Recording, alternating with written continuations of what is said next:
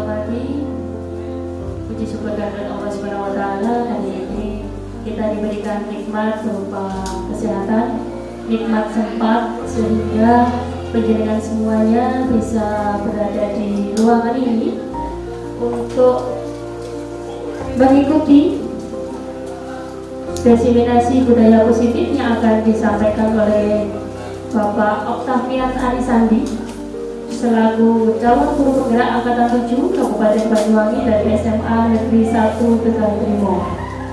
Baik Bapak Ibu, untuk menyingkat acara, mari kita buka kegiatan pada hari ini dengan ucapan basmalah. Semoga hari ini dalam rangka kegiatan diseminasi budaya positif ini diberikan kelancaran dan juga kesuksesan. Mari bersama-sama. Bismillahirrahmanirrahim. Baik Bapak Ibu, lanjut untuk berikutnya adalah diseminasi budaya positif yang akan disampaikan langsung dari Bapak Octavian Arisandi. Monggo dipersilahkan Bapak. Oh maaf Bapak, perlu saya perkenalkan dulu. Beliau ini adalah Bapak Octavian Arisandi. Beliau mengajar di kelas 10 dan juga di kelas 11. Oke. Beliau ini salah seorang guru yang mempunyai kemampuan IT yang sangat bagus. Beliau konten kreator juga, jadi mari kita simak bersama-sama penyampaian materi budaya positif dari Bapak Octavian Arisandi. Monggo dipersilakan Bapak.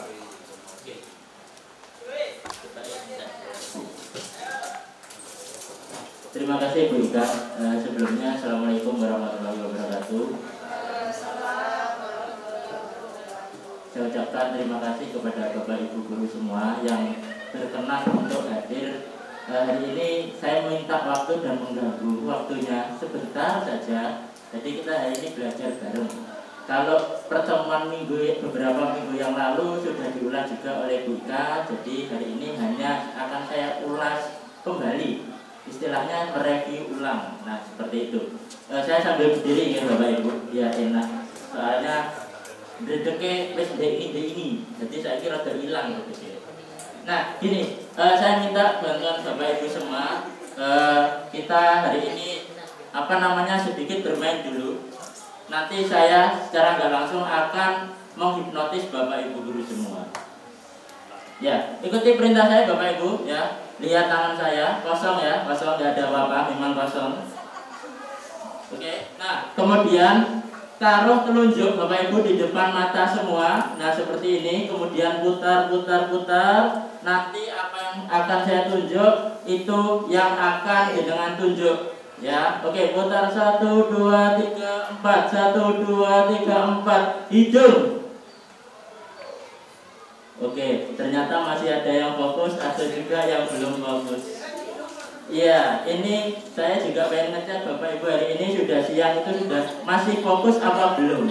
Satu kali lagi, guys. 1, 1, 2, 1, 2, 1, 2, 1, 2. Telinga. Oke, berarti semuanya 90% sudah kembali normal. Alhamdulillah. Ya, ini nanti kita akan belajar terkait dengan budaya positif Bapak Ibu. Kemarin juga sudah diulas juga sama Ibu Ika. Jadi nanti kita bahas sedikit, hanya beberapa slide saja. Kalau kemarin Bu Ika sudah banyak, saya kalau banyak lagi takutnya nanti jam 12 lewat nuntut nanti ya loh. Ya, lanjut Mas Rudi. Nah, oke. Ini langsung skip aja Bapak Ibu. Ini sekedar intermezzo. Jadi pendidikan guru penggerak ini sebenarnya yang saya harapkan berdua sama Bu Ika dan semuanya tidak hanya kami berdua, kemudian ditambah dengan calonnya Pak Ino, kita doakan semoga bisa lulus dan bisa berpusing ria bersama kami juga. Nah, saya harapkan Bapak Ibu guru yang lain juga mengikuti pendidikan guru penggerak ini, karena sekolah nanti akan diarahkan ke dalam sekolah penggerak seperti itu. Lanjut. Oke, nah ini ada sedikit pertanyaan buat Bapak Ibu, setuju atau tidak? Yang pertama, hukuman dapat mendisiplinkan siswa. Kemudian yang kedua adalah pemberian hukuman dengan hal positif seperti membaca atau membersihkan halaman sekolah itu dapat menguatkan disiplin anak. Kemudian yang ketiga, memberi penghargaan dapat meningkatkan motivasi belajar anak. Mungkin dari Bapak Ibu setuju atau tidak? Jadi kiranya untuk memberikan sebuah tanggapan sekilas di depan kita hari ini. Mungkin Bu Is. Oke. Terima kasih untuk kesempatannya. Untuk yang nomor pertama, saya setuju sekali karena hukuman itu bisa melatih disiplin anak. Diulang Bu, biar gambarnya masuk YouTube. Terima kasih. Saya setuju dengan pernyataan pertama, yaitu hukuman dapat mendisiplinkan anak. Ternyata dari pelaksanaan di sekolah kita sudah berjalan hampir 2 minggu ini, anak-anak sudah semakin patuh. Artinya hukuman yang diberikan juga sudah sesuai dengan ketentuan yang ada dan saya anggap masih ramah terhadap anak. Kemudian yang kedua, pemberian hukuman dengan hal positif dengan cara membersihkan halaman. Kalau bisa juga membersihkan WC juga bagus sebenarnya ditambahkan. Saya juga setuju karena juga akan melihat halaman kita juga bersih. Kemudian mungkin anak-anak yang kalau masa sekarang suruh bersih-bersih itu juga malas dan mereka akan berusaha untuk mematuhi tata tertib untuk tidak terlambat atau untuk tidak melanggar. Yang ketiga, memberikan penghargaan dapat meningkatkan dari saya juga setuju. Dan kalau bisa penghargaan itu jangan hanya reward kamu pinter atau kamu bagus, ya berikanlah sekedar makanan kecil atau snack atau apapun, mungkin mereka akan lebih senang dan semangat lagi untuk tidak melanggar atau sesuai dengan kemampuan sekolah sudah. Kalau bisa memberikan snack atau apa untuk kan sekolah pulangnya sampai sore, mungkin untuk tambahan nutrisi juga. Terima kasih dari saya.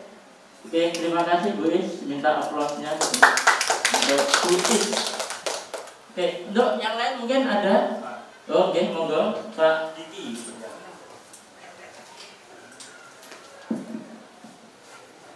Ya, terima kasih atas waktunya. Perkenalkan, nama saya Diki Aprianto. Dari pertanyaan setuju atau tidak, yang pertama, hukuman dapat mendisiplinkan anak. Kalau menurut saya, kata-kata hukuman itu terlalu berat gitu, apalagi dengan konsep paradigma pendidikan saat ini yang seharusnya kegiatan pembelajaran itu menyenangkan. Jadi diarahkan kepada reinforcement, penguatan saja. Jadi memang kadang-kala ketika kita melaksanakan kegiatan pembelajaran atau kegiatan yang lainnya itu kita kurang memberikan feedback, kurang memberikan penguatan kepada anak-anak, sehingga anak itu banyak yang tidak tahu mana yang salah, mana yang benar. Sehingga di sini kalau menurut saya konteksnya bukan hukuman, lebih kepada reinforcement atau penguatan. Kemudian yang kedua, pemberian hukuman dengan hal positif seperti membaca atau membersihkan halaman sekolah dapat meningkatkan disiplin anak. Ini tergantung konteksnya ya Pak. Maksudnya kita memberikan penguatan, memberikan reinforcement itu dalam konteks apa? Kegiatan pembelajaran atau kegiatan yang lainnya. Ini dapat disesuaikan. Kegiatan pembelajaran bisa melakukan kegiatan membaca atau yang lainnya, kemudian membersihkan halaman sekolah itu kalau kontekstual masih sesuai, kalau itu saya masih setuju. Kemudian yang ketiga, memberi penghargaan dapat meningkatkan motivasi belajar anak. Nah ini juga menjadi hal yang sangat penting sekarang. Jadi ketika kita memberikan feedback atau respon kepada peserta didik, yang pertama itu kita berikan penghargaan terlebih dahulu. Karena seperti yang kita ketahui bahwa peserta didik sekarang itu merupakan karakter generasi Z. Generasi Z itu kayak membutuhkan pengakuan dan juga eksistensi. Jadi terlebih dahulu kita berikan feedback berupa suatu penghargaan, baru kita sampaikan kritik dan saran. Terima kasih.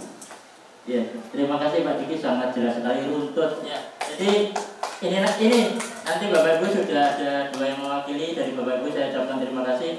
Ini nantilah yang akan kita bahas. Saya untuk setuju dan tidak nanti kita akan merefleksi di bagian yang paling akhir. Selanjutnya, nah, apakah makna budaya positif? Kemudian apa contoh penerapan positif yang telah kita terapkan? Mungkin Bapak Ibu secara nggak langsung itu sudah menerapkan budaya positif seperti tadi, mungkin seperti contohnya penghargaan atau reward dan sebagainya. Nah, kemudian lanjut. Budaya positif itu merupakan nilai-nilai atau kebiasaan di sekolah yang berpihak pada peserta didik. Kemudian agar mereka itu dapat berkembang menjadi pribadi yang kritis, penuh hormat dan bertanggung jawab. Ini terkait dengan budaya positif. Jadi nilai-nilai dan kebiasaan yang sudah ditanamkan di sekolah sehingga itu menjadi sebuah landasan bagi anak-anak untuk melakukan sebuah kegiatan yang nantinya karakternya itu akan dibentuk. Contohnya kritis, penuh hormat dan bertanggung jawab. Seperti itu Bapak Ibu. Kemudian yang selanjutnya terkait dengan perubahan paradigma. Nah, kita mungkin akan flashback sekilas terkait paradigma pembelajaran dulu dan sekarang. Yang saya ingat kalau dulu itu guru itu banyak yang keren-keren. Contohnya misalnya nggak bisa hafalan itu langsung dipukul pakai jalin seperti itu. Saya pernah dulu ketika kelas 3 SD, waktu itu pelajaran agama itu saya nggak bisa menghafal baca huruf hijaiyah, ya minimal dapat liwat dari guru saya sebuah pecutan, tapi itu menjadi sebuah pemantik untuk agar lebih bisa. Nah, tapi untuk di era sekarang pemberian dokumen ataupun yang sebagainya itu sudah agak ditinggalkan sedikit demi sedikit. Kemudian terkait dengan filosofi Ki Hajar Dewantara, ya ini adalah salah satu bapak pendidikan. Kalau bagi saya dulu itu sebelum ikut CGP ini, Ki Hajar itu tak pikir itu aki-aki Jawa. Jadi aki-aki Jawa yang pakai kemben, kemudian belakangnya itu disempriti keris, kemudian jalannya itu kayak kakek-kakek seperti itu. Ternyata bukan.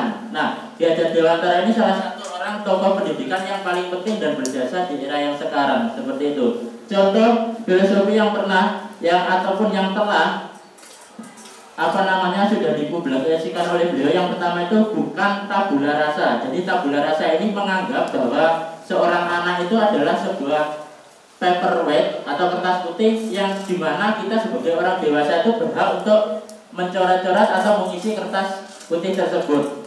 Kemudian filosofi yang selanjutnya adalah semua anak itu terlahir dengan bakatnya masing-masing. Nah, jadi setiap anak itu punya bakatnya masing-masing, tinggal kita menggali ataupun mereka mau untuk mengembangkan bakatnya. Nah, ini pernah pengalaman anak saya sendiri, Bapak Ibu. Anak saya itu dulu ini ketika TK itu kan seharusnya adalah taman kanak-kanak, di mana di dalam pendidikan di TK itu lebih banyak bermainnya daripada hafalannya. Tapi di TK itu sekarang ini sudah dibiasakan untuk membaca. Nah, ada sebuah momen di mana anak saya itu nggak bisa baca. Jadi dia mikir itu dia nggak mau sekolah sampean. Jadi nggak mau karena nggak bisa baca. Teman-temannya sudah bisa baca. Kemudian suatu ketika saya jemput, kalau dulu kan saya masih bisa jemput anak saya. Nah, dia bilang ke saya, "Papa," seperti anak kecil ya, umumnya lari-lari sambil bawa permen seperti itu. Kemudian dia bilang, di dalam tangannya itu ada sebuah kertas, ada gambarnya. Kalau menurut saya itu bagus karena seusia anak 6 tahun itu sudah punya ide untuk menciptakan sebuah karakter. Nah, kemudian gini, loh apa ini? Ini gambar apa Pak? Tadi si A, nah ini temennya, dia bodoh, dia goblok seperti itu karena gambarannya itu jelek. Masa gambar ayam cuma kakinya aja seperti itu. Nah, saya langsung kasih tahu, nah Kak, kalau saya manggilnya kakak, kan kebetulan waktu TK itu sudah punya adik, ya seperti itu. Kak, itu teman kamu nggak bodoh, tapi memang bakatmu itu di sana, bakatmu itu menggambar, sedangkan teman kamu itu bakatnya sudah baca, seperti itu. Nah, jadi anak itu memang punya bakat masing-masing. Kita sebagai orang tua hanya bisa untuk menggali. Nah, ini juga diharapkan sebagai seorang pendidik juga demikian. Kemudian tugas guru. Nah ini tugas guru itu menuntun bakat tersebut agar anak tumbuh dengan selamat dan bahagia. Nah ini selamat dan bahagia ini adalah salah satu tujuan dari pendidikan. Kan kalau tujuan pendidikan di dalam Undang-Undang Dasar itu kan mencerdaskan kehidupan bangsa dan negara. Nah salah satunya ini selamat dan bahagia. Kita hidupnya kan untuk selamat dan bahagia. Bagaimana kita selamat dan bahagia ini tentu saja dengan proses pendidikan. Nah, terkait dengan penting tidaknya sebuah pendidikan itu tergantung seberapa intens kita dalam proses pendidikan tersebut. Kemudian, guru juga sebuah ibarat petani. Jadi anak itu ibarat biji jagung. Jadi guru saya ini hanya nuntun arek, dituntun anaknya mau kemana. Jadi anak itu ibarat biji jagung. Dia gak akan pernah bisa tumbuh menjadi sebuah padi atau pohon jeruk yang lainnya. Tinggal nanti bakatnya mau kemana. Kemudian ada kodrat alam sama kodrat zaman yang berpihak. Kemudian pembelajaran juga harus berpihak pada anak. Nah, kodrat alam sama kodrat zaman ini sekarang ini sangat berbeda seperti zaman dulu. Kalau kodrat alam yang sekarang, misalnya kita nggak bisa menyamakan anak-anak yang berada di pesisir pantai sama anak-anak yang berada di pedesaan, ataupun anak-anak yang di desa sama dengan anak-anak yang di kota. Itu kodrat alamnya sudah beda, lingkungannya itu sudah berbeda. Kenapa? Anak-anak yang di kota mungkin kan nggak sama dengan di sini. Misalnya kalau sini misalnya pulang sekolah itu cek ngaret, cek bantu wong tua dan lain sebagainya. Jadi waktu untuk belajar itu sangat sedikit ataupun motivasinya. Nah kemudian pendidikan atau pembelajaran itu harus berpihak pada murid. Jadi sekarang kita diharuskan bisa menuntun anak ke arah yang lebih baik. Lanjut.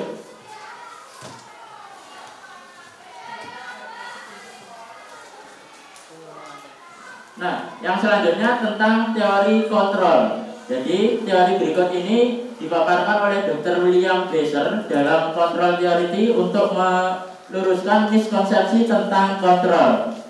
Sebagaimana kita tahu Bapak Ibu bahwa biasanya itu ilusi guru mengontrol murid. Jadi guru ini seolah-olah kayak ngontrol muridnya kudu jadi iki. Kamu harus bisa menuruti kemauan Bapak Ibu, tapi bukan kita yang mau ikut kemauan anak-anak. Kemudian ilusi bahwa kritik dan membuat orang merasa bersalah itu dapat menguatkan sebuah karakter. Jadi anak sing akan dikritik akan disalahnya itu kalau dulu pemikirannya dapat menguatkan sebuah karakter. Kemudian ilusi bahwa penguatan positif efektif dan bermanfaat. Yang terakhir adalah dapat ketok bisa. Ilusi bahwa orang dewasa itu memiliki hak untuk memaksa. Nah ini orang dewasa seperti kita ini memiliki hak untuk memaksa anak-anak. Jadi kamu kudu ini. Contohnya dia, ini saya alami sendiri. Saya itu dulu cerita sedikit terkait sama cita-cita. Dulu itu saya cita-citanya itu pengen jadi arsitek Bapak Ibu. Sama ayah saya itu bilang gini, arep bangun opo, kadang pitik gitu wis gak situ. Kemudian mau jadi pegawai kantoran, dijawab arep mau gene kantor iso opo. Lah urung-urung wis dipatahkan semangat saya. Yang terakhir terkait memaksa untuk anak ini seolah-olah kita itu punya hak sebagai orang tua. Misalnya saya mau pengen mulai cilik sampai gede, hakku neng anakku harus jadi seperti kemauan kita sebagai orang tua. Padahal mereka juga punya yang namanya kebebasan untuk memilih kehidupan. Lanjut Mas Guru. Nah ini tentang stimulus respon, terkait stimulus respon teori kontrol. Saya juga lihat di HP cuma internetnya wifi saya nggak begitu bagus ini sinyal saya. Yang pertama, kita itu mencoba mengubah orang agar berpandangan sama dengan kita. Nah ini kita itu selalu berpikiran orang itu harus sama, memiliki pandangan yang sama dengan kita. Padahal kita itu harusnya berusaha memahami orang lain, barulah orang tersebut bisa memahami kita. Yang selanjutnya, perilaku buruk dilihat sebagai suatu kesalahan. Nah ini seringkali misalnya anak-anak melakukan kesalahan itu kita sebagai orang dewasa selalu menganggap sebuah kesalahan. Padahal semua perilaku itu memiliki sebuah tujuan. Contoh, misalnya anak telat. Telat ini dalam kategori yang gak sering. Lek wis telatnya sering, misalnya 5 kali, 10 kali dengan orang yang sama. Nah ini perlu dikasih sebuah pemahaman yang lain. Kemudian orang lain bisa mengontrol saya. Nah, padahal hanya Anda yang bisa mengontrol diri Anda sendiri. Jadi yang bisa mengontrol diri kita sendiri hanya kita. Jadi musuh terbesar manusia itu hanya dirinya sendiri sebenarnya. Kemudian yang selanjutnya, saya bisa mengontrol orang lain, padahal Anda tidak bisa mengontrol orang lain. Kemudian pemaksaan ada pada saat bujukan gagal. Seharusnya kolaborasi dan konsensus menciptakan pilihan-pilihan baru. Yang terakhir terkait model berpikir menang kalah.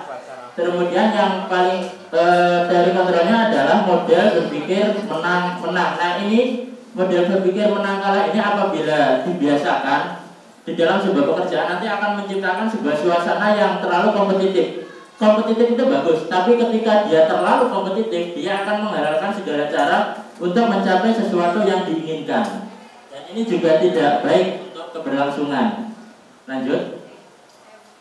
Nah, ini terkait dengan disiplin, Ki Hajar Dewantara menyatakan bahwa untuk menciptakan kemerdekaan atau dalam konteks pendidikan kita saat ini dan untuk menciptakan murid yang merdeka, syarat utamanya adalah harus ada disiplin yang kuat. Jadi sebuah merdeka itu bisa diciptakan dengan disiplin yang kuat. Merdeka itu kan artinya bebas, tapi bebas dalam kategori masih bisa diatur dan dikontrol.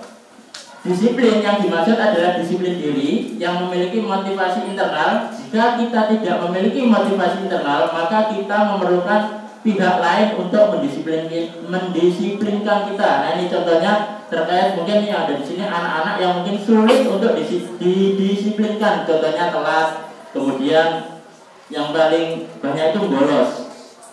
Seperti itu. Lanjut.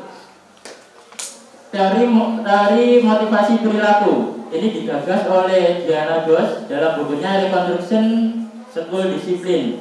Nah, seperti ini. Biasanya orang yang memotivasi perilakunya untuk menghindari sebuah hukuman atau ketidaknyamanan. Nah, ini kadang-kadang ada. Jadi kadang-kadang anak-anak itu menghindari sebuah hukuman atau ketidaknyamanan itu hanya ben taat atau budal isuk misalnya, hanya untuk ben gak dihukum, ben gak dibui misalnya sampah, ben gak menjeboli suket, resik-resik WC seperti itu. Hanya itu kemungkinan.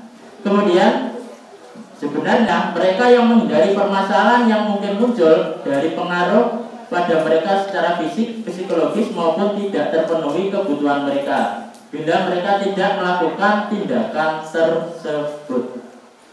Lanjut.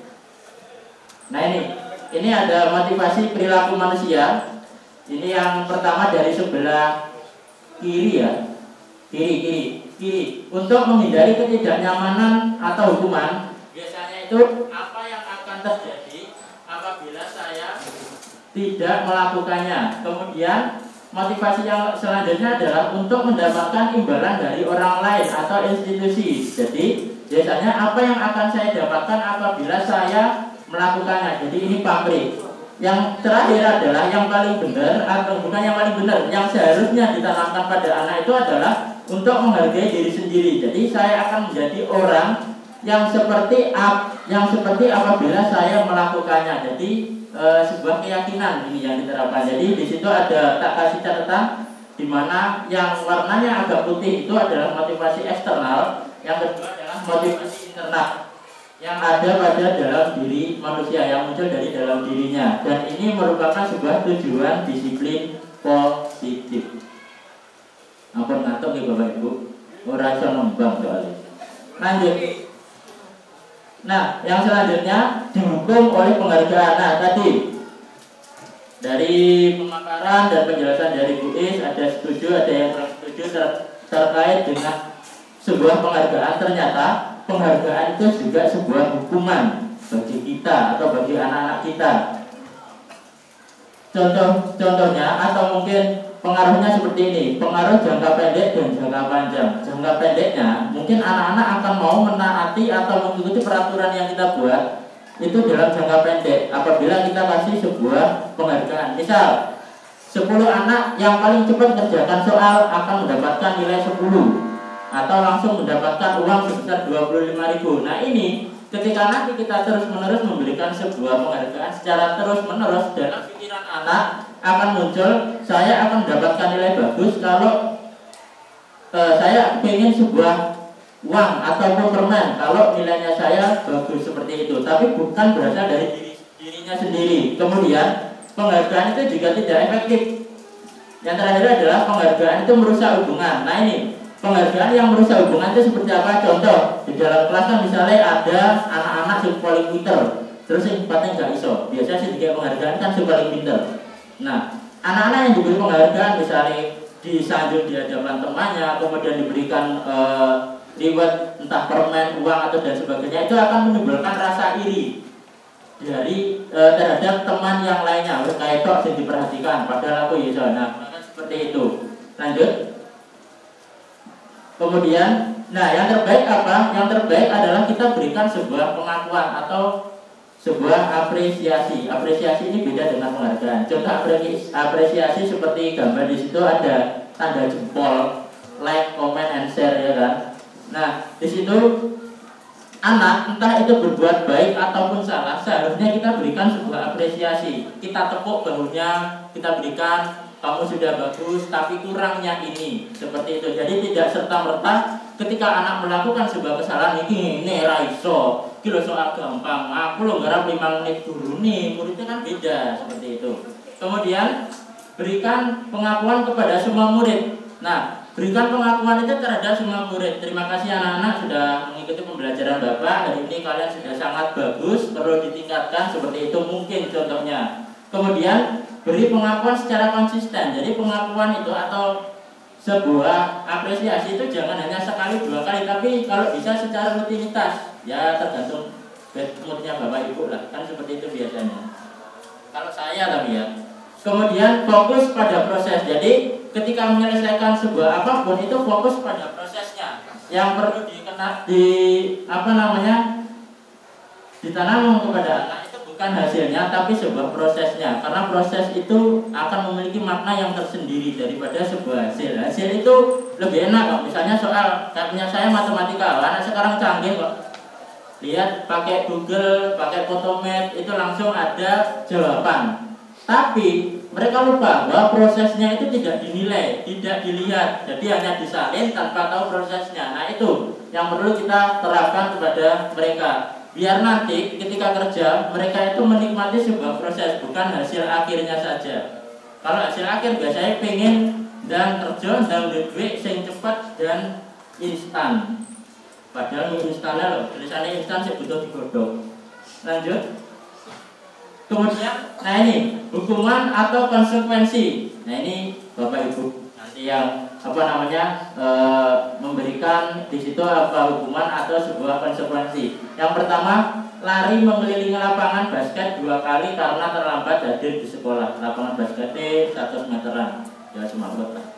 Kemudian yang kedua, lari mengelilingi lapangan basket 2 kali karena terlambat 15 menit untuk pelajaran matematika. Alhamdulillah saya enggak 15 menit maksudnya, ini setengah jam. Membersihkan tumpahan air di meja karena tersenggol pada saat belajar. Kemudian yang terakhir ini adalah murid diminta untuk push up 15 kali karena tidak memakai masker ke sekolah. Monggo Bapak Ibu mungkin yang mau menyumbangkan pilihannya itu yang kuning biru itu termasuk hukuman atau sebuah konsekuensi bebas. Mungkin ada yang mau menyumbangkan jawabannya. Pak Sayoto mungkin. Bunda. Monggo. Bu Sonia mungkin atau ibu-ibu yang ada di depan. Kene sing arep mau wis disetting Mas Yudi. Engko sing arep wis maca ayo-ayo ora ono YouTube. Sampun nggih. Monggo Bapak Ibu mungkin Bu Filia yang lari mengelilingi lapangan basket 2 kali karena terlambat hadir di sekolah ini menurut jenengan itu termasuk hukuman apa konsekuensi? Saya Pak. Oke, monggo Ibu. Lanjut. Kalau menurut saya tergantung dari kesepakatan awal. Kalau menurut saya tergantung dari kesepakatan awal yang dibuat oleh siswa dalam satu kelas. Jika dalam satu kelas itu tidak ada kesepakatan bila terlambat itu mengelilingi, misalnya pada mata pelajaran tertentu tidak ada kesepakatan bahwa jika terlambat pada mapel itu atau terlambat masuk kelas tidak ada kesepakatan mengelilingi lapangan sepak bola 2 kali, itu adalah sebuah hukuman. Tetapi kalau sudah ada kesepakatan dan itu semua anak sudah semua inspirasinya terakomodir dengan baik, disepakati dengan baik, jadi itu bukan sebuah hukuman lagi, tapi sebuah tanggung jawab, sebuah konsekuensi atas apa yang telah dia lakukan. Itu pendapat saya. Terima kasih. Terima kasih Bu Lulu. Jawabannya saya kunci ya.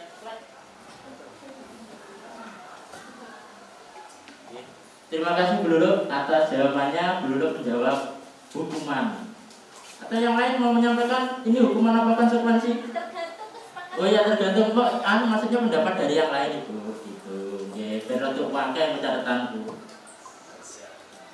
Yang lain mungkin ngantuk kayaknya. Ada yang hukuman, ada yang konsekuensi. Oh, ada yang hukuman, ada yang konsekuensi. Menurut Pak Rino yang termasuk konsekuensi yang mana Bapak? Pojok kiri bawah. Pojok kiri bawah. Membersihkan tumpahan air di meja tulis. Oke, Pak Rino memberikan sebuah pilihan di mana membersihkan tumpahan air di meja tulis karena tersenggol pada saat belajar termasuk konsekuensi.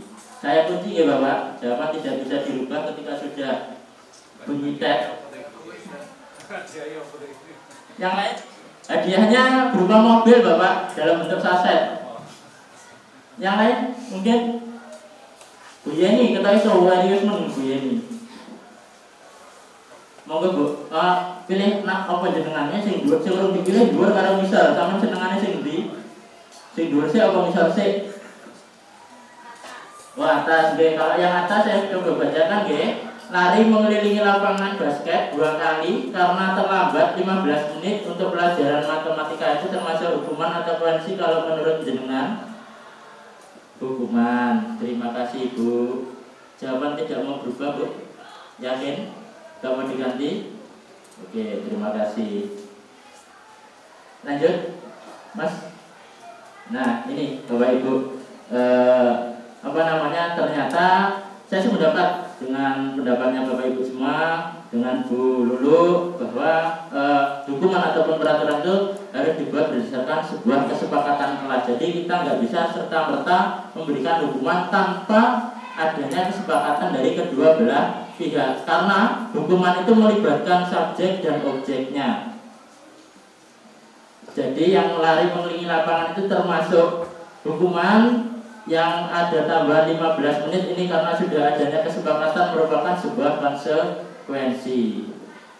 Nah, yang saya harapkan nanti Bapak Ibu entah guru mapel ataupun wali kelas bisa membuat sebuah kesepakatan. Terserah kesepakatannya apa, nanti bisa jenengan dokumentasikan seperti yang kemarin diminta oleh Bu Ika. Saya kasih info lagi. Jadi harapannya ketika CGP ini melakukan diseminasi itu Bapak Ibu guru terpanggil nantinya untuk sedikit bisa melakukan sebuah perubahan. Perubahan itu yang lebih baik adalah dari diri sendiri baru menuju ke orang lain. Kemudian perbedaan hukuman sama konsekuensi. Di situ ada beberapa perbedaan. Kalau hukuman itu sesuatu yang menyakitkan harus terjadi, tapi kalau konsekuensi sesuatu yang memang harus terjadi karena sudah adanya kesepakatan tadi, ada konsekuensinya.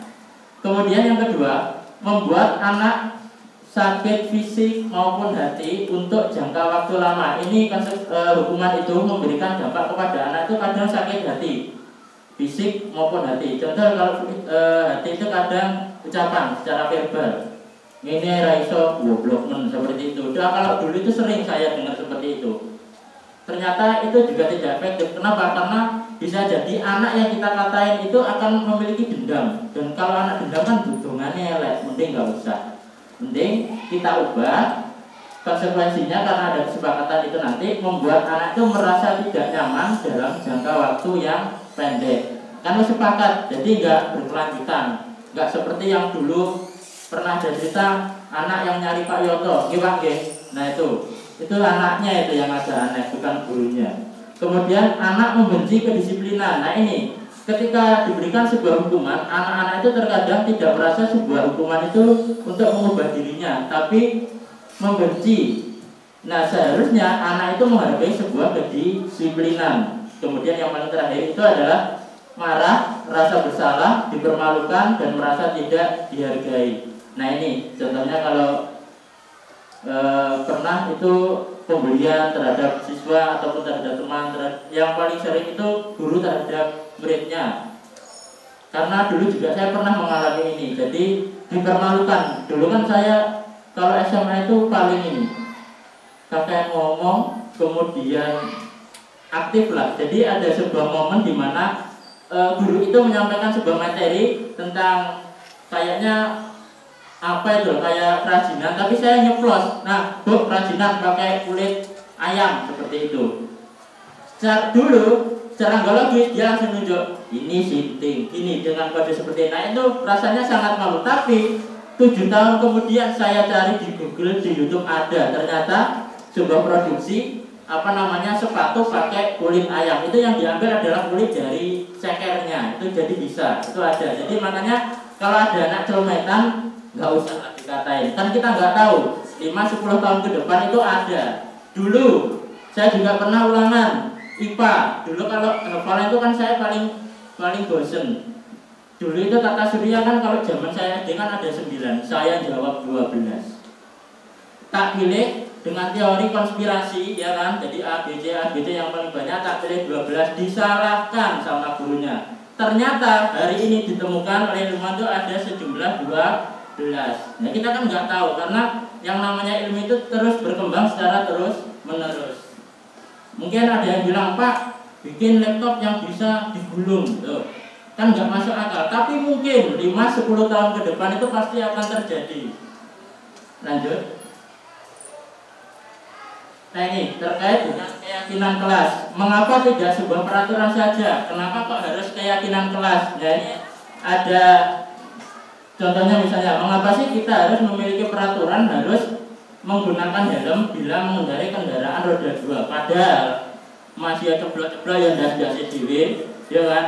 Gagar-gagar otak ya kepala-kepala sendiri, tapi ada sebuah peraturan setiap pengendara roda 2 wajib mengenakan helm dekat ataupun jauh. Kemudian, mengapa kita memiliki peraturan 3M? 3M ini menggunakan masker, mencuci tangan, kemudian menjaga jarak 1,5. Nah, ini ketika di awal-awal pandemi COVID-19. Kemudian, mengapa sih kita harus memiliki peraturan harus datang tepat waktu pada saat mengikuti pelatihan? Nah, ini seperti itu. Nah, kemudian lanjut, Mas. Nah, ini keyakinan kelas itu ternyata Bapak Ibu, keyakinan kelas itu adalah nilai-nilai kebajikan atau prinsip-prinsip universal yang disepakati bersama secara universal lepas dari latar belakang suku, negara, bangsa maupun agama. Jadi keyakinan kelas itu ya memang dibuat bersama dengan anak-anak dan disepakati bareng-bareng. Kemudian suatu keyakinan akan lebih memotivasi seseorang dari dalam atau intrinsik. Seseorang akan lebih bersemangat untuk menjalankan keyakinannya daripada hanya sekedar mengikuti serangkaian peraturan seperti itu.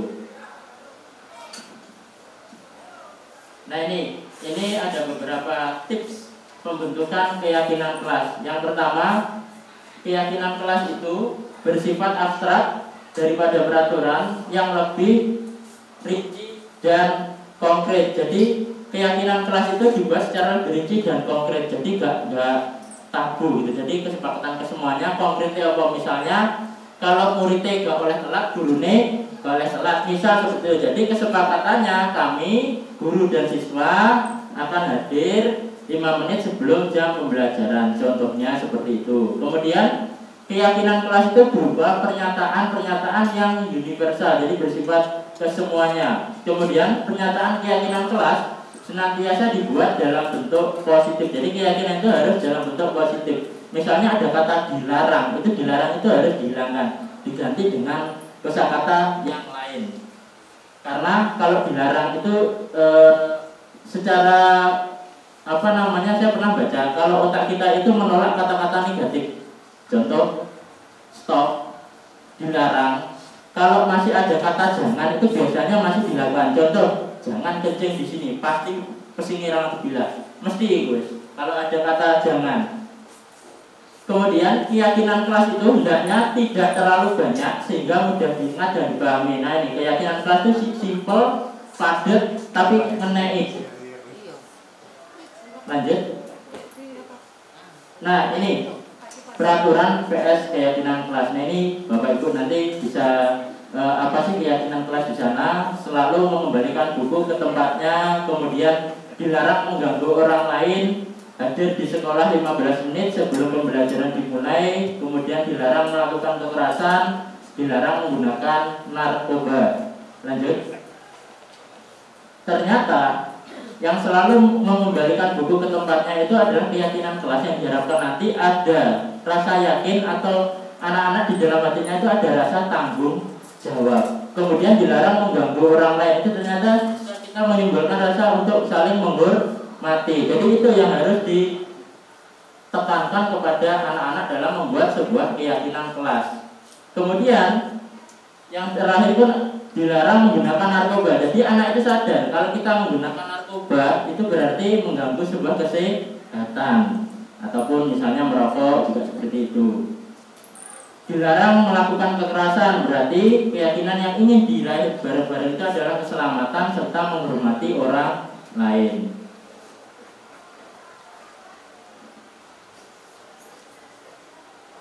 Nah ini Bapak Ibu, terkait dengan kebutuhan dasar manusia. Terkadang itu kita melupakan ini, sisi dasar dari yang namanya manusia. Manusia itu punya sebuah kebutuhan, entah itu kebutuhan primer, sekunder, dan yang lainnya. Tapi di sini dikelompokkan yang pertama itu kebutuhan dasar manusia itu adalah bertahan hidup atau survive. Bertahan hidup dengan cara apapun. Kemudian cinta dan kasih sayang. Nah, mungkin ketika anak-anak kita itu sedikit melakukan sebuah kesalahan ataupun kenakalan, mungkin mereka yang dibutuhkan itu adalah rasa cinta dan kasih. Kan kita nggak tahu background anaknya itu di rumah seperti apa. Mungkin kurang kasih sayang, ibunya mungkin di luar negeri ataupun di rumah sama baik seperti itu. Tapi kalau sudah diberikan kasih sayang, diberikan cinta, wes gak berubah, derek dongani. Kemudian ada sebuah kebebasan, freedom. Jadi terkadang anak-anak itu yang dibutuhkan juga sebuah kebebasan. Kemudian ada kesenangan. Kemudian yang terakhir adalah sebuah kekuasaan atau power seperti yang terjadi 2 hari yang lalu. Anak yang gelut itu kemungkinan besar di dalam dirinya itu pengen sebuah yang namanya itu adalah kekuasaan. Jadi pengen menguasai kancane, menunjukkan bahwa dirinya itu lebih kuat daripada yang lain. Dan juga dia juga pengen bertahan hidup, bertahan dari mungkin diejek temennya, jadi mempertahankan harga dirinya. Dia juga pengen bebas dari tujuan dari teman-temannya.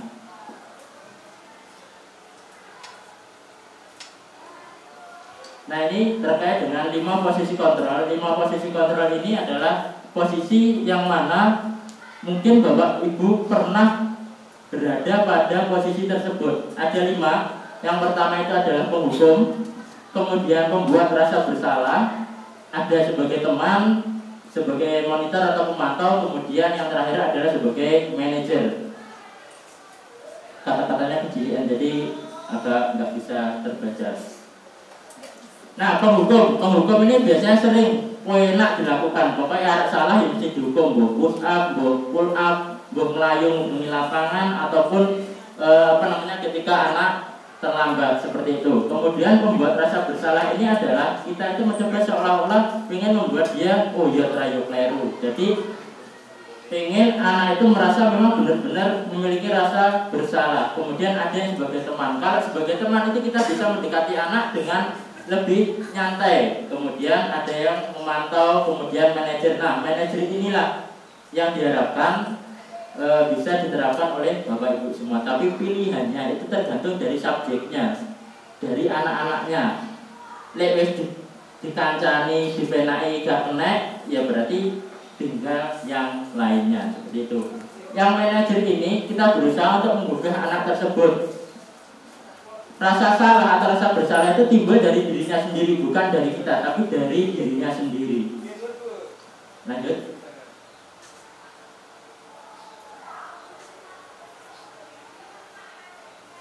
Nah, ini terkait 5 posisi kontrol tentang penghukum, pembuat orang merasa bersalah, teman, pemantau, ataupun manajer. Nah, ternyata Bapak Ibu, kalau kita bertindak sebagai penghukum dan membuat orang merasa bersalah, itu identitasnya itu adalah gagal.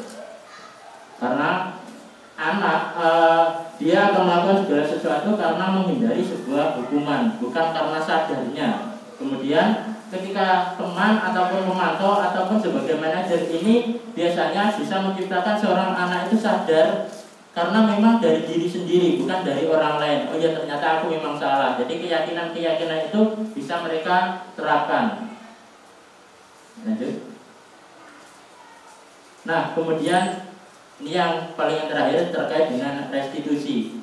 Restitusi itu adalah proses menciptakan sebuah kondisi bagi murid untuk memperbaiki kesalahan mereka sehingga mereka bisa kembali pada kelompok mereka dengan karakter yang lebih kuat. Jadi anak-anak yang direstitusi ini adalah ingin mengembalikan karakter mereka. Jadi keyakinan-keyakinan yang sudah didapatkan itu digugah kembali biar mereka sadar. Ini juga kesulitan. Kenapa? Karena tidak semua anak itu bisa direstitusi. Contohnya misalnya, anak sudah terlalu banyak sering melakukan sebuah kesalahan tapi nggak sadar sampai sing diomong cara sing ngomong itu lebih kesel seperti itu. Jadi nggak semuanya itu bisa, tergantung dari subjeknya. Anaknya itu mau menerima apa tidak seperti itu. 9 ciri restitusi. Yang pertama, restitusi itu memiliki ciri bukan untuk membuat mereka merasa bersalah, namun untuk belajar dari kesalahan. Kan kalau dulu itu kita harus belajar dari sesuatu yang benar, tapi ternyata kita bisa belajar dari sesuatu yang salah, karena dari salah itu kita bisa memperbaiki diri. Kemudian memperbaiki hubungan, tawaran bukan paksaan. Restitusi menuntut untuk melihat ke dalam diri. Kemudian restitusi juga mencari kebutuhan dasar yang mendasari tindakan. Restitusi diri adalah cara yang paling baik. Kemudian restitusi juga fokus pada karakter bukan tindakan. Restitusi fokus pada solusi serta mengembalikan murid yang berbuat salah pada kelompoknya. Jadi ketika ada anak salah itu tidak langsung serta-merta kita menjadi sebuah hukuman, tapi ditakoni sik kowe nyapo. Terus misalnya kamu melakukan hal seperti ini, ada efeknya nggak bagi orang lain? Nah, langkah-langkah restitusi ini dikenal dengan segitiga restitusi seperti ini. 3 langkah restitusi segitiga. Yang pertama adalah yang dari paling bawah adalah menstabilkan sebuah identitas, di mana di sini kita berusaha untuk mengubah identitas anak dari orang yang gagal karena melakukan kesalahan menjadi orang-orang yang sukses. Jadi menstabilkan identitas. Contoh misalnya mungkin kata-katanya seperti ini. Setiap orang itu pernah melakukan kesalahan, tapi jadi kita harus berusaha berada pada posisinya, bukan sebagai penghukum. Kemudian setelah itu memvalidasi tindakan yang salah. Kita gali kesalahan-kesalahan dari anak itu apa. Misalnya kayak kemarin ada yang berkelahi seperti itu. Kemudian yang paling terakhir adalah menanyakan keyakinan. Nah, misalnya itu terjadi pada kamu, pada adikmu, pada saudaramu, apa yang akan kamu lakukan, terus baik apa tidak, seperti itu. Nah, Bapak Ibu, terima kasih sudah ikut bersama kami 1 jam lebih sedikit. Terima kasih. Ini ada sebuah quote, pendidikan itu melahirkan sebuah kepercayaan diri, keyakinan itu melahirkan harapan, dan harapan itu melahirkan perdamaian. Seperti itu. Sekian dari saya. Saya kiri, wassalamualaikum warahmatullahi wabarakatuh.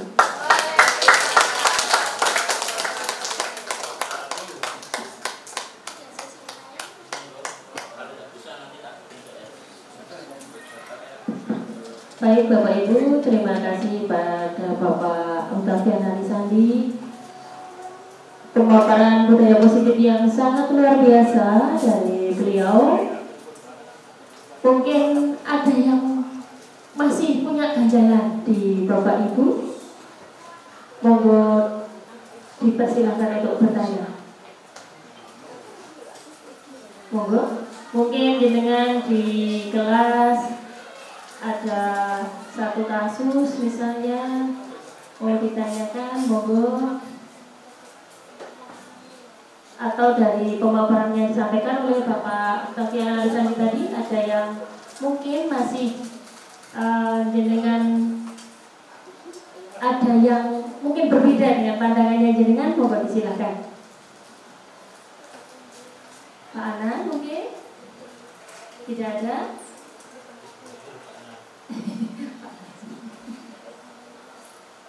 Betul-betul?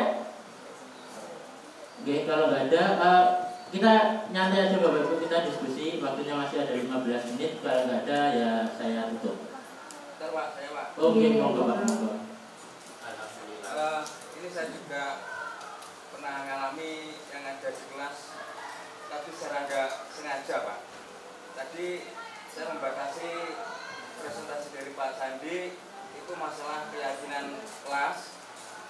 Di situ ketika ada anak maju nggak bisa, kemudian di situ saya itu mengatakan begini, kamu itu pindah bahasa Inggris podoai kalau anak SMA begini. Terus itu pun sampai itu pun mereka pun juga bangkit emosinya, sampai sekarang pun teringat dengan kata-kata itu. Maksud saya itu dengan kata-kata seperti itu termasuk konsekuensi atau masuk dalam keyakinan kelas gitu. Terima kasih. Bisa langsung dijawab Bapak? Oke, terima kasih Bapak. Itu kan sebuah ucapan yang dengan lontarkan secara langsung ya. Secara langsung ada anak pribadi sampai sekarang masih ada kata-kata itu. Secara langsung. Tapi muncul secara positif Pak. Sekarang juga kerja ini. Alhamdulillah, karena memang terkait hukuman sama konsekuensi, kalau menurut saya pribadi itu termasuk hukuman secara verbal kan perkataan. Akan tetapi masing-masing anak ini kan menganggap kita itu bisa membedakan, iki guyon, iki tenanan, iki terai guru sing seneng kakak bully, ya, seperti itu. Berbeda ketika seorang anak ketika diberikan sebuah lontaran hukuman secara verbal itu, dia akan mengingat dan mempengaruhi sebuah psikisnya. Akan tetapi karena saya melihat jenengan ke anak-anak itu kan lebih dekat Pak. Karena kalau saya lihat itu bisa menjadi dalam posisi kontrol itu sebagai seorang teman. Jadi ketika temannya istilahnya berjoki lah misalnya seperti itu. Jadi tidak dimasukkan ke dalam hati, tapi dijadikan sebuah pemantik untuk menjadikan sebuah motivasi yang lebih baik. Alhamdulillah kalau motivasi itu bisa membuat anaknya bisa kerja lebih baik lagi. Itu kalau menurut saya seperti itu Bapak. Tapi alangkah baiknya kita menggunakan sebuah bahasa atau tutur kata itu yang baik ke anak. Tapi tergantung anaknya kalau seperti itu. Saya juga sering kok seperti itu. Tapi kita batasi, tidak terlalu sering seperti itu. Monggo mungkin yang lain, Pak Isa mungkin, katanya boleh enak. Monggo Pak Isa. Ini kalau dari saya kasusnya itu kadang anak-anak sekarang itu kesulitan gimana? Anak-anak itu kesulitan membedakan, oh ini loh kewajiban mereka, tugas mereka, oh ini bukan. Nah, padahal kita kan intinya sebenarnya sebagai guru itu kan kita itu memberikan nilai-nilai kepada anak bahwa nak nilai-nilai ini loh nanti yang akan dipakai untuk kamu hidup, untuk bisa survive sampai ke kehidupan selanjutnya. Nah, tapi kadang anak-anak itu kesulitan menerimanya di situ. Bahkan mungkin ada beberapa yang dari rumah kadang ada yang belum siap, entah belum siap untuk belajar dan yang lain-lain. Mereka datang ke sekolah, kita sampaikan hal-hal seperti itu, malah menambah beban pikiran mereka sampai akhirnya mungkin banyak kasus yang entah bolos dan yang lain-lain dan lain-lain. Nah, gimana caranya kita sebagai guru bisa menyampaikan itu dengan baik ke anaknya kan? Kita tahu bahwa semua anak itu unik, semua anak itu berbeda-beda. dan harusnya penanganannya juga berbeda-beda juga. Tapi kita sebagai guru kan juga punya keterbatasannya sendiri-sendiri. Nah, bagaimana cara kita bisa menyampaikan itu dengan kelemahan kita atau keterbatasan kita bisa tersampaikan dengan baik ke anak-anak yang memiliki keunikannya masing-masing. Oke, dari saya itu, Pak. Oke, terima kasih Pak Isan. Jadi dari uraian panjang kali lebar tadi, intinya adalah bagaimana kita mengatasi anak-anak yang unik ini tadi, Bapak. Monggo disilakan. Terima kasih Bang Ge. Saya sama Pak Isan ini sama-sama berangkat dari sekolah swasta Bang Ge. Ya sama. Dimanapun itu, jeneng sekolah itu masalahnya bodoh. Siswa, wis iku tok telat, arah sasar lebu, gara PR angel, pingine budal isu, teko Pak Jambiro balik. Kan seperti itu. Nah, ini memang menjadi sebuah ironis. Kenapa? Karena beberapa siswa itu tidak memiliki motivasi yang sama. Karena motivasi mereka itu berbeda-beda. Motivasinya itu kalau ke sekolah itu cuma dolan, bisa hal kancane itu dok. Jadi nggak ada beberapa motivasi yang untuk seperti ini. Dan anehnya, ketika kita jelaskan, mahasiswa sekolah ini untuk pembayaran penak ini, langsung dipotong. Pak, tonggo, kulo ramu gay, lulus SD lo ramu bebek suki, angel. Nah, kenapa? Karena salah satu tokoh idaman anak-anak itu nggak ada. Jadi yang menjadi, oh aku pengen kayak itu nggak ada. Tapi mungkin perlu kita tekankan kepada anak-anak, dari 10 orang lah 100 orang, berapa sih yang sukses nggak sekolah? Nah kan seperti itu. Kemudian misalnya gini, pendidikan kan mesti ditakoni, Pak, iki lah aku belajar matematika, fisika, sesuk loh ira 3. Misalnya mau kan gak ditakoni akar 3, mungkin suruh mencari golongan 3A, S1, Helena, kawin Robi, seperti itu kan nggak ditanyakan. Nah itu karena anak-anak itu tidak memiliki sebuah motivasi, dia memiliki tujuannya itu beda. Dan untuk mengembalikan motivasi mereka itu membutuhkan sebuah proses yang lama. Satu, mereka harus mau nggak mau harus mengalami yang namanya proses itu. Nah ini proses ini bisa mereka lakukan nanti setelah lulus SMA. Entah dia prosesnya itu baik atau enggak, dari lingkungan ada kodrat alam sama kodrat zaman. Nah, kodrat alamnya nanti yang seperti apa? Seperti itu, atau kodrat zamannya yang mempengaruhi setelah lulus dari SMA. Karena kalau pendidikan itu enggak bisa serta-merta 3 tahun lulus langsung ketok. Jadi semuanya memiliki sebuah proses. Nah, kalau Pak Isam tanya caranya, ya kita bareng-bareng. Kita nanti harus memetakan. Memang sulit. Setelah 10-11 itu arah sing seneng sinau diulang matematika ya pelajaran sing sangat istimewa. Itu sing gatekne dari 36 anak itu cuma 10, sing liyane ya wis duduk. Yang penting mereka mau untuk belajar untuk memahami sebuah kejadian yang ada di sekolah. Kan mereka tidak harus belajar dari apa yang kita berikan. Bisa jadi mereka belajar dari sebuah permasalahan dengan anak-anak atau mungkin dalam kejadian berkelahi seperti itu. Kan mereka menjadi lebih dewasa dalam menyikapi pribadinya masing-masing. Kalau menurut saya itu Pak Isam, jadi ini juga PR buat kita, buat pendidikan yang ada di Indonesia. Itu kalau menurut saya. Karena rata-rata anak tidak bisa dipungkiri, satu sekarang yang namanya sekolah tidak punya sebuah taringnya, nggak ada. Satu sudah zonasi, kedua kita untuk melakukan sebuah gerakan untuk seperti yang dulu itu nggak bisa. Karena yang diharapkan itu kita hanya menuntut, kayak itu loh, terserah aku melok apa ora. Nah kalau anak wis gak gelem melok ya wis didongani, muga-muga areke sadar.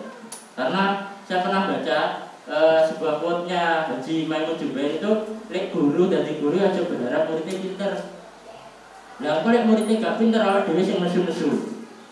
Jadi kalau itu tak cermati, oh ya bener. Jadi lek aku ulang matematika lek arek biasa ya wis bisa tekan ndi. Misalnya sekolah kelas 4 ya wis kuliah gak apa-apa. Yang penting kalian tahu prosesnya, enggak merujuk hasilnya. Kenapa? Kalau anak-anak dalam pikirannya wis pokok hasilnya, nah nanti ketika kerja sementing jangan cepat sugih. Nah kalau pengen cepat sugih, pengen cepat kaya, maka akan terlilit kejadian-kejadian yang sangat merugikan. Contoh misalnya bisa jual beli narkoba, ya kan? Mungkin terus kemudian yang lebih mistis, ngipri atau yang lainnya seperti itu. Judi online itu kan cara-cara instan, tapi kan mereka juga nggak paham. Mie instan adalah butuh disedot 3 menit, padahal itu dalam bentuk gelas. Seperti itu Pak Isal kalau menurut saya.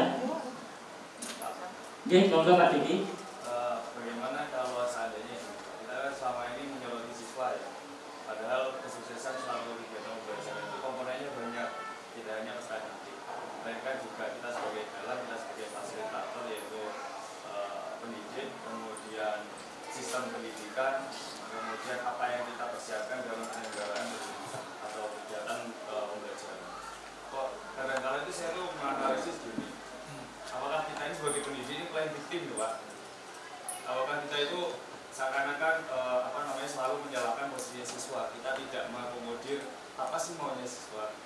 Kita tidak mengidentifikasi emang kekurangan kita itu apa? Jelas kita sebagai pendidik masing-masing memiliki disiplin ilmu yang berbeda, memiliki karakteristik yang berbeda, itu memiliki jam terbang yang berbeda, background pendidikan yang berbeda juga, kemudian memiliki pendekatan strategi metodologi juga yang berbeda. Itu pasti akan ada berbagai macam kekurangan-kekurangan, kelemahan-kelemahan. Itu kita kurang mengakomodir kepada peserta didik, sehingga kita itu kayak playing victim, seakan-akan siswa kok dalam pembelajaran saya kok tidak ada motivasinya, kemudian saya kok ogah-ogahan, tidak memberikan respon yang baik. Coba kita tengok kepada diri kita sendiri, apakah perencanaan yang kita buat itu sudah tepat? Apakah strategi pendekatan kita ini sesuai dengan peserta didik yang dia itu karakteristiknya bagaimana? Apakah kita sudah melakukan analisis awal sebelum menyalakan kegiatan pembelajaran? Apakah kita sudah melakukan penilaian di awal atau bagaimana? Minatnya anak-anak itu seperti apa, minatnya seperti apa? Karena kalau kita lupa untuk tidak mengakomodir hal-hal demikian Pak, sehingga kita ini konsepnya kayak sering menyalahkan peserta didik. Jadi kalau seandainya kita gali pada diri kita sendiri, dengan kita dengan penggunaan seperti ini akan meningkatkan KTTK gitu, kita juga bisa menerapkan hal tersebut. Sehingga ada benar kesepakatan. Jadi kita membuat kesepakatan maunya begini, kemudian kita sebagai pendidik juga berupaya untuk totalitas, untuk meningkatkan kualitas. Kemudian nanti insya Allah akan memberikan respon yang baik ya, mendapatkan respon yang baik dari peserta didik. Kemudian yang hal terpenting lagi sekarang ini tuh kayak ini loh, assessment as learning ya. Jadi kita itu belajar dari penilaian. Kita banyak-banyak harus melaksanakan refleksi kepada peserta didik. Jadi konsepnya sekarang itu tidak hanya melulu kepada kognitif, tapi kebermanfaatan apa yang mereka dapatkan dari kegiatan pembelajaran. Jadi kita perlu menanya kepada anak-anak, Anda sudah dapat apa untuk kegiatan hari ini, kemudian sudah makna positif apa yang didapatkan hari ini, apa kekurangan untuk kegiatan pembelajaran kita, supaya bisa diterapkan lebih baik pada pertemuan yang akan datang. Dan refleksi itu tidak hanya dilakukan kita di akhir di akhir semester atau pertengahan semester, melainkan setiap pertemuan kita mengupayakan kalau seandainya ada waktu senggang dilakukan seperti itu, supaya sama-sama ada kesepakatan, dan kalau ada kesepakatan bisa dijalankan secara bersama-sama. Itu saya seperti itu. Terima kasih Pak Diki, pemaparan yang sangat luar biasa, menuntut. Monggo Bu Lulu. Mungkin begini, seperti saya bisa menarik benang merah antara kata Pak Diki dan Mas Hisam. Mas Hisam gini, kita selalu disuruh memahami tentang bagaimana keberagaman pada anak didik, sedangkan diri kita sendiri itu juga beragam. Bapak Ibu, kita adalah sebagai pendidik, kita ini adalah orang dewasa. Berarti orang dewasa tingkat berpikirnya lebih dari anak-anak. Nah, maka dari itu, kenapa ada istilah mari kita belajar sepanjang zaman dan sepanjang hayat? Ada sesuatu yang saya petik dari Bapak Haji Rosyid dulu, kita jadikan sebuah pelajaran kita di sekolah ini sebagai guru, jangan jadikan sebuah pekerjaan. Kalau sebuah yang kita pendidik itu berarti kita harus selalu bisa melakukan pengamatan dan penelitian. Penelitiannya bagaimana? Start kita bagaimana? Harus ada refleksi. Pertama terhadap diri kita sendiri.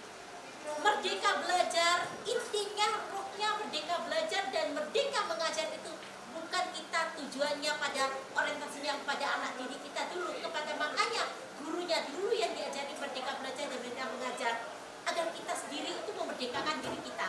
Kalau kita sudah mengerti makna itu, baru kita bisa mengimplementasikan kepada anaknya. Bapak Ibu, saya tidak berpanjang lebar karena banyak sudah disampaikan oleh Mas Diki. Intinya, mari kita Jangan dalam posisi enak-enak saja. Sesuatu yang baru itu adalah tantangan. Jangan takut kita terbentur kepada apapun. Semakin kita terbentur, maka kita akan semakin bisa menyelesaikan menghadapi benturan apapun. Kita ikuti apapun. Jangan merasa, oh Anda itu merasa kok ambisius. Hidup itu memang ambisi. Tapi ambisi dalam konteks yang bagaimana? Oke, kita harus selalu ikhtiar, berusaha sesuai dengan profesi kita. Itu saja, jadikan guru yang bisa menginspirasi, guru yang selalu haus akan ilmu. Terima kasih. Oke, terima kasih Bu Lulu, Pak Diki, diskusi yang sangat luar biasa. Jadi intinya kita harus berbanyak refleksi. Jadi tidak hanya menyalahkan seorang siswa, tapi diri kita sendiri. Dan itu juga membutuhkan sebuah waktu dan kemampuan. Seperti itu. Nah intinya tetap kemauan, waktu dan semuanya tergantung pada diri kita semua dan Bapak Ibu yang lain. Saling support satu sama lain. Bapak Ibu, kalau mungkin tidak ada yang ditanyakan lagi, saya kembalikan ke moderator untuk buka. Terima kasih luar biasa hari ini Bapak Ibu, aplaus untuk kita semua. Ya, baik Bapak Ibu, tiba saatnya pada kegiatan akhir. Akan saya sampaikan resume untuk hari ini Bapak Ibu. Yang pertama adalah masing-masing anak itu mempunyai bakat dan minat yang berbeda, dan seharusnya untuk kita kita bisa sebagai seorang penuntun yang nantinya anak didik kita itu sesuai dengan kodratnya, baik kodrat alam maupun kodrat zaman, bisa selamat jiwa dan raganya. Ya, selamat jiwa dan raganya, bahagia juga jiwa dan raganya. Kemudian yang kedua Bapak Ibu, yang perlu kita garis bawahi tadi adalah setiap tindakan manusia itu mempunyai tujuan. Untuk apa? Untuk memenuhi kebutuhan dasarnya. Sehingga untuk kita, karena kita sekarang adalah sebagai seorang guru, seharusnya kita bisa memberikan rasa aman, rasa nyaman. Melalui apa? Melalui kesepakatan kelas yang kita bentuk dari anak-anak dan kita melalui kesepakatan di kelas. Kemudian yang terakhir Bapak Ibu, mari kita sama-sama memperbanyak refleksi, baik untuk diri kita maupun untuk anak-anak kita, agar nanti lebih baik di masa yang akan datang. Baik Bapak Ibu, semangat untuk semuanya. Mari kita sama-sama saling berefleksi, saling mendukung, saling asah, saling asuh, sehingga nanti SMA Negeri 1 Tegal Brimo lebih dahsyat ke depannya. Terima kasih.